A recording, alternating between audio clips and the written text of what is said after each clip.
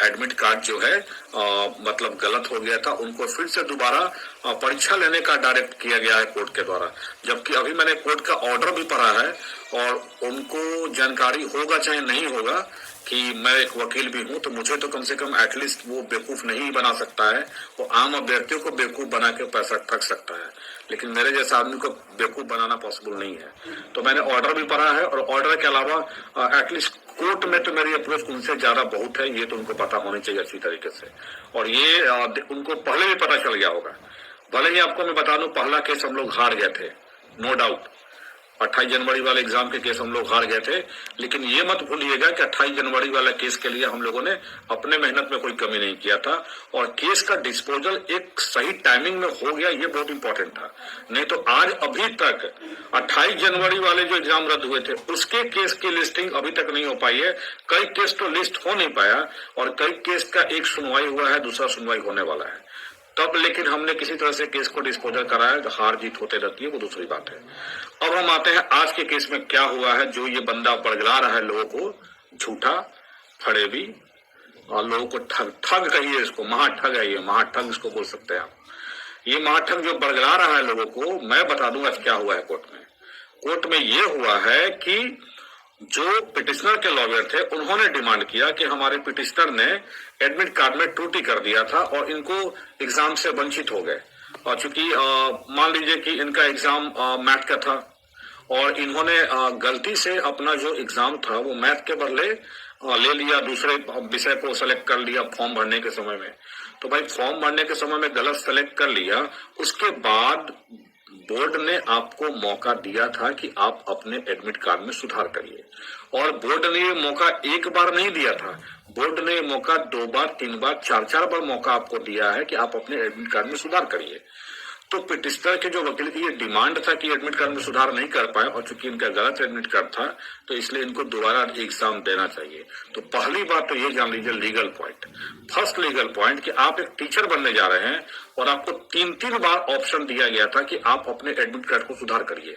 आप 3 बार में अपना एडमिट कार्ड सुधार नहीं कर पा रहे हैं, इसका मतलब आप कितने केयरलेस हैं। यानी आप बच्चों को क्या केयर करिएगा कि जो आदमी अपना एक फॉर्म सही से नहीं भर पा रहा है और फॉर्म भी भर रहा है तो गलतियां कर रहा है और बोर्ड आपको 2 बार 3 बार मौका दे रहा है कि अपने एडमिट कार्ड में सुधार करवाइए और तब भी आप सुधार नहीं कर पा रहे हैं। आप कहोगे कि एक बार जो है बोर्ड का जो वेबसाइट था वो क्रैश कर गया था और जिस कारण से हम अपना एडमिट कार्ड सुधार नहीं कर पाए। ठीक है, चलो एक बार क्रैश कर गया था बोर्ड का वेबसाइट तो आप सुधार नहीं कर पाए, लेकिन उसके बाद दोबारा मौका मिला था, तिबारा मौका मिला था। बोर्ड ने कई बार देखा होगा आप लोगों ने, बोर्ड जब भी एग्जाम ले रहा था बोर्ड एकदम फूक फूक के कदम बढ़ा रहा था कि कहीं कोई गलती ना हो जाए। लेकिन जो लोगों का आदत है केस करना फंसाना, आज वो समझ रहे हैं आज उनको क्या हुआ, पास करे फेल किए क्या किए। अब वो तो पीडीएफ बना के एडिट करके हम भी लगा सकते हैं यूट्यूब पे कि हम पास कर गए हैं, लेकिन वास्तव में जो बंदा पास करेगा ना वो डायरेक्ट पोस्ट करेगा अपना रोल नंबर के साथ। मैंने पोस्ट कर दिया है ग्रुप में, कोई भी आदमी चेक कर सकता है और मेरा रोल नंबर भी दिया हुआ है और मेरा डेट ऑफ बर्थ भी दिया हुआ है कि मेरा रिजल्ट क्या है। लेकिन जो फेल बंदा होगा ना वो एडिट करके भी डाल सकता है कि हाँ हम ये पास कर गए हैं।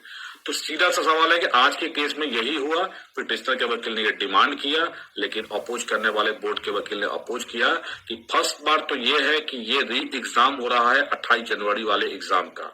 तो जब ये 28 जनवरी वाले एग्जाम में पार्टिसिपेट ही नहीं किए हैं तो इस री एग्जाम में पार्टिसिपेट करने का तो कोई सवाल ही नहीं उठता इनका।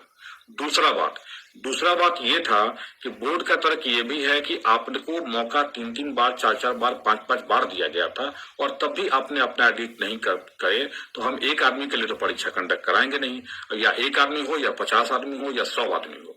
अब ऐसे अगर हम परीक्षा कंडक्ट कराते रह गए तो बोर्ड जो है हर बार कुछ ना कुछ नया लेके कुछ लोग पहुंच जाएंगे। एक्चुअल में ये लोग मिस इंटरप्रेट कर रहे थे कोर्ट को कि 106 केस में जो ऑर्डर हुआ है, 106 केस वाला जो ऑर्डर हुआ था उसमें बोर्ड ने खुद स्वीकार किया था उनके एग्जाम लेने की कोर्ट के रुख को देखते हुए। तो ये लोग कोर्ट को मिस इंटरप्रेट करना चाह रहे हैं कि 106 वालों के साथ इनका भी एग्जाम लेना चाहिए क्योंकि इनका केस 106 वाले केस से मिलता जुलता है, जबकि 106 वाले विद्यार्थियों के केस इनके केस से बिल्कुल ही डिफरेंट है। इसलिए इन केस अगर एग्जाम होता भी है तो 106 अभ्यर्थियों के साथ एग्जाम होगा, मुझे ऐसा नहीं लग रहा है। बोर्ड अगर केस ये यहाँ पे सिंगल बेंच में हारेगी भी तो बोर्ड डबल बेंच जाएगी, सुप्रीम कोर्ट जाएगी, एग्जाम तो नहीं होने देगी बोर्ड, ये आप एकदम निश्चिंत रहिए। क्योंकि अब ऐसे अगर बोर्ड एग्जाम लेना शुरू कर देना तो पता चलेगा ना कभी ये एग्जाम खत्म होने वाला है और ना ये रिजल्ट कभी खत्म होने वाला है, क्योंकि आपको भी अच्छी तरीके से पता है कि ये एग्जाम दोबारा हुआ है। दोबारा कहूँ तो क्या, तिबारा एग्जाम हुआ है, 28 जनवरी को हुआ, फिर कुछ सेंटरों का रद्द करके 22 जनवरी को हुआ और फिर उसके बाद 26 फरवरी को हुआ, तो ऐसे 9 सितंबर में हुआ। तो ऐसे करके अगर बोर्ड इनके डिमांड पे एग्जाम लेना शुरू कर दे तब तो एग्जाम होते रह गया। तो भोले भाले अभ्यर्थियों जिनका एडमिट कार्ड में कुछ त्रुटि है, आप बोर्ड से कांटेक्ट करो कि बोर्ड से कुछ सुधार हो जाए, लेकिन फर्जी आदमी के चक्कर में ना पड़ना, क्योंकि फिर वो फर्जीवाड़ा करेगा, आपको बहलाएगा कि वो केस हमने किया है। पहली बात आपको एक बात और बता देते हैं, ये जो 88-72 जो केस आज हुआ भी है आपको, ये 88-72 केस संतोष वर्मा का किसी का केस है और इसके एडवोकेट हैं सुरेंद्र कुमार सिंह। आई थिंक ये बक्सर के साथ रहने वाले हैं। मैं पूरे डिटेल्स उनके बारे में नहीं जानता एक्चुअल में, लेकिन ये केस नीरज के द्वारा नहीं कराया गया है, ये बात आप जान लीजिए स्पष्ट रूप से।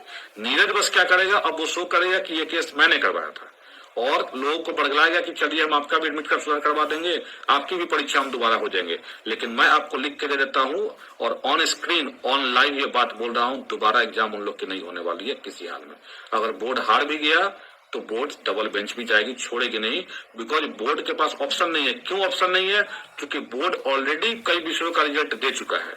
अगर फिर से इन लोग के लिए, मान लीजिए 50-100 कैंडिडेट है, मान लीजिए कोई मैथ के हैं, कोई साइंस के हैं, कोई इंग्लिश के हैं, कोई हिंदी के लिए हैं, इन लोग के लिए फिर अगर दोबारा कंडक्ट कराती है तो जो पिछला रिजल्ट है वो सारा रिजल्ट उसको रिवाइज करना पड़ेगा, क्योंकि नॉर्मलाइजेशन का जो फॉर्मूला होता है वो सारे शिफ्टों के लिए एक बार में लगाया जाता है। और यहाँ भी आप देख लो कि इस एग्जाम का भी जो रिजल्ट रुका हुआ है हमारे साथियों का साइंस में, संस्कृत में और आपका उर्दू में, ये 3 विषयों के क्यों रोक दिया? इसलिए रोक दिया क्योंकि 106 कैंडिडेट में ये तीनों विषय के लोग थे। और मैं उन साथियों से कहूंगा निराश होने की जरूरत नहीं है, थोड़ा इंतजार आपका लंबा बढ़ गया है, इसमें कोई दो राय नहीं है, लेकिन हम लोग आपके साथ हैं, हमेशा पहले भी थे, आपके साथ अभी भी हैं। और इंतजार कीजिए, एग्जाम आपकी एकदम बिल्कुल समय से होगी और 2 अप्रैल को जो टाइम दिया गया है, 2 अप्रैल को ही आपका एग्जाम एनी हाउ होगा।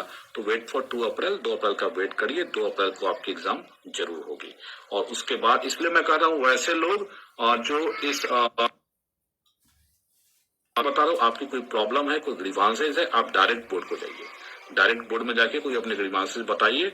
लेकिन ये बात जरूर सोचिए कि बोर्ड ने आपको 2 बार 3 बार 4 बार आपको मौका दिया कि आपको ऐसे होना चाहिए था कि आप अपने एडमिट कार्ड को एडिट कर लो, तो एडिट आपको करना चाहिए था।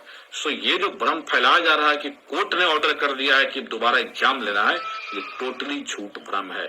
और ये टोटली झूठ इसलिए फैलाया जा रहा है कि जो अभ्यर्थी दोबारा एग्जाम देना चाहते होंगे, जिनका एडमिट कार्ड ये हुआ होगा, वो चाहेगा कि उन लोग उससे कांटेक्ट करेंगे और उसके बाद सबसे बोलेगा कि 2-2 हजार रुपए, 3-3 हजार रुपए दो भाई, आपका भी केस में हम नाम दिलवा देते हैं, पिटिशनर आपको भी बनवा देते हैं और आपकी भी एग्जाम हम 106 विद्यार्थियों के साथ करा देंगे। लेकिन ऐसा कुछ भी होने नहीं जा रहा है, ये देख लीजिएगा बोर्ड। क्योंकि अगर ऐसा होगा, अगर इन केस आपने कहा कि कोर्ट ने ऑर्डर अगर दे दिया, इन पड़ जाएगा और सारा एग्जाम अगर नहीं भी लेना पड़ेगा तो पुराना सारा रिजल्ट उसको कैंसिल करना पड़ जाएगा, क्योंकि नॉर्मलाइजेशन का फॉर्मूला हर शिफ्ट के लिए लगाना पड़ेगा अलग अलग। तो कैसे हुआ कि मैथ वाले का फिर से दोबारा एग्जाम ये पॉसिबल